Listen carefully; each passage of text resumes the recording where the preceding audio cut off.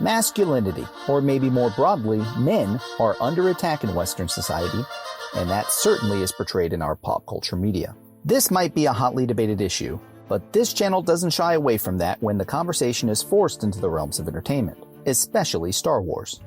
Here we go again. There are many reasons why the George Lucas trilogies are superior to the Disney Star Wars movies, and one of those reasons is how it treats its men. The men in Star Wars vary from the impatient dreamer Just isn't fair. Oh, Biggs is right. I'm never gonna get out of here. to the overconfident outlaw. No, that's not it. Come on. Even still, Star Wars main heroes are rather masculine by today's standards. These stories are more than just mere entertainment. They are teaching us something. For instance, Star Wars helps to teach boys But it's a whole nother year. how to be men, Bring Captain Solo and the Wookiee to me. and men how to be teachers. Patience. Use the Force. Think.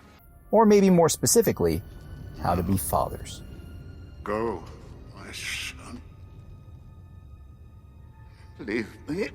This may seem like a weird point to bring up discussing masculinity in Star Wars, and it's an understandable observation. The movies aren't known for their overly macho leading men. Will you? I want them cleaned up for dinner. But I was going into Toshi Station to pick up some power converters. Nevertheless, the emasculation of men in movies and television, and the framing of masculinity as being toxic, is a genuine problem in Western pop culture. The portrayal of men in the Lucas trilogies, however, achieve a level of masculinity and stoicism that few stories ever achieve.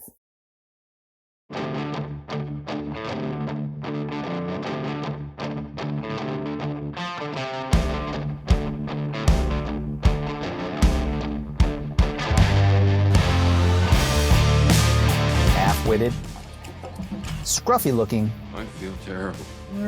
nerf herders. Sorry about the mess. By modern standards, Han...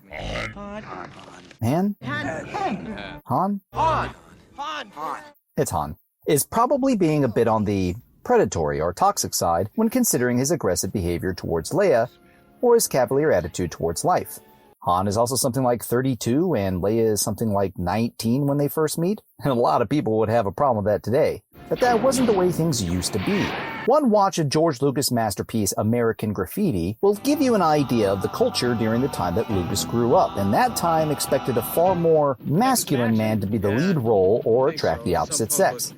Harrison Ford's Han Solo isn't all that different from his minor role as Bob Falfa in American Graffiti. He's young, cool, breaks the law, a ladies' man, a bit obnoxious, and drives a fast machine. It's basically the same guy.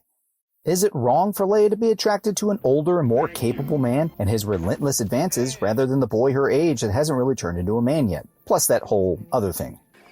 He's my brother. Yeah, still kind of weird. Lando, possibly the coolest guy in the galaxy, is the same way. His hands-on approach to women he's just met will probably land him an assault charge by today's feminists, and his attitude towards life would probably be considered a product of the patriarchy or some such nonsense. Lando is confident, successful, resourceful, a smooth talker, defiant, and unpredictable, making him quite a joy to watch on screen. He says what he wants, and he does as he pleases, and these used to be good traits in a man, at least in moderation.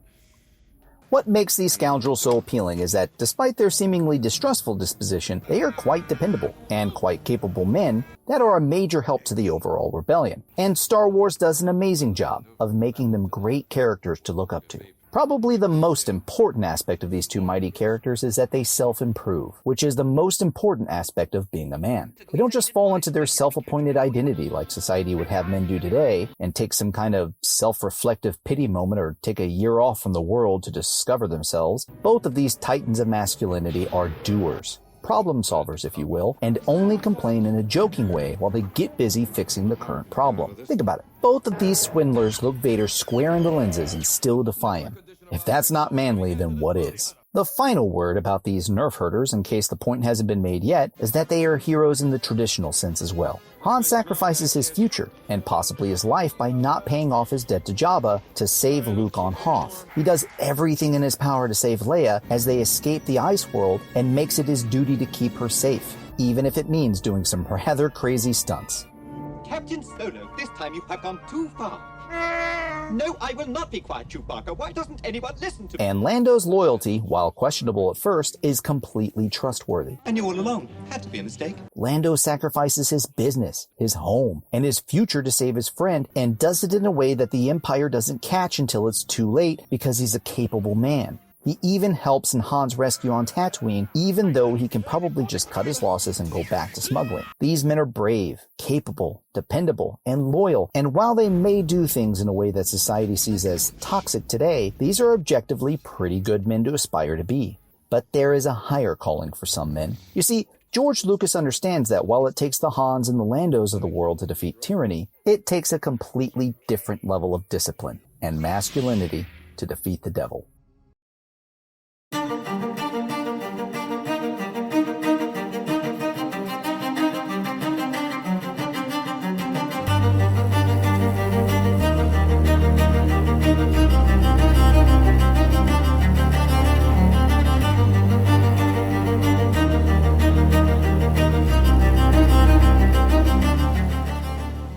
Luke is far from an inspiring young man when we first meet him. It's only one more season. Yeah, that's what she said when Biggs and Tank left. Where are you going? Looks like I'm going nowhere. I have to go finish cleaning those drawers. In fact, most people would probably call both Padawan Luke and Anakin, for lack of a better term, whiny brats. But that's kind of the point, isn't it? Like it or not, what you see in Luke in episode 4 and 5 that bothers you so much is yourself. It's made that way for a reason, because the boys or men that watch these movies will either one day be, currently are, or once were this insufferable.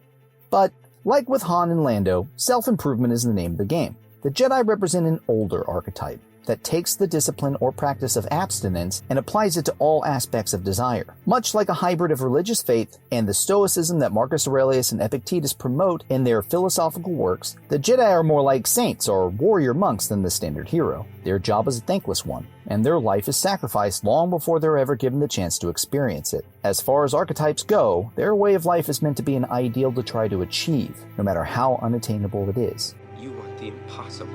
No attachments, money, or status outside of their strictly ruled structure, and they do a pretty darn good job of achieving this.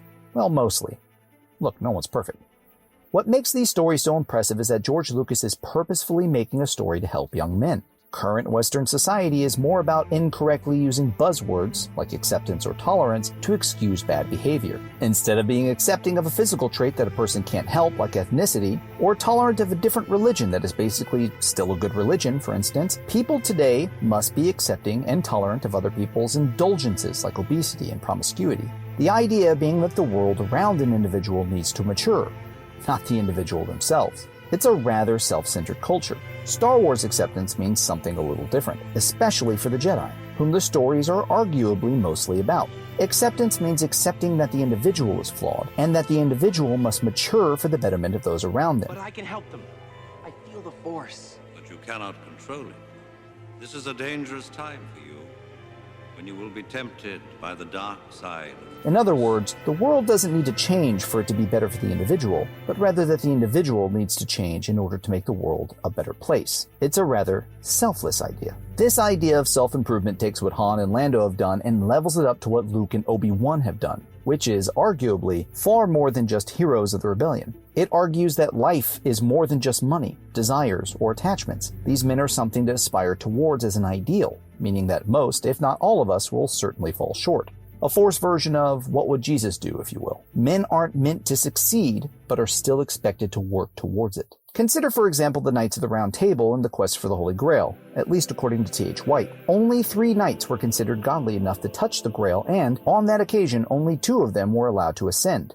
Galahad, being their Jesus-like leader, and Percival. Sir Bors was left behind. Even Lancelot, the greatest of Arthur's knights, was only allowed to see the Grail, and only after accepting that he is a flawed man is he allowed to watch as the other knights are given this great honor. The point is that even amongst the godliest and most chivalrous men in Arthur's kingdom, there is improvement to be made and an ideal of perfect and most holy discipline that should be strived for. That's what the Jedi, or more specifically, what Luke, and even Anakin to a degree, are.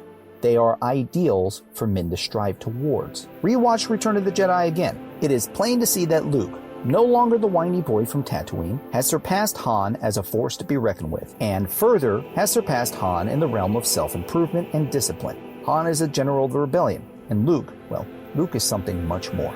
Movies and shows today have forgotten this message and replaced it with another one, and even though Star Wars is just a movie to some, it might very well aid in the downfall of Western society. But that's for next video. If you want to see why I think Rebels got their filler episodes done right, then check out this video. Thanks for watching. See you next time.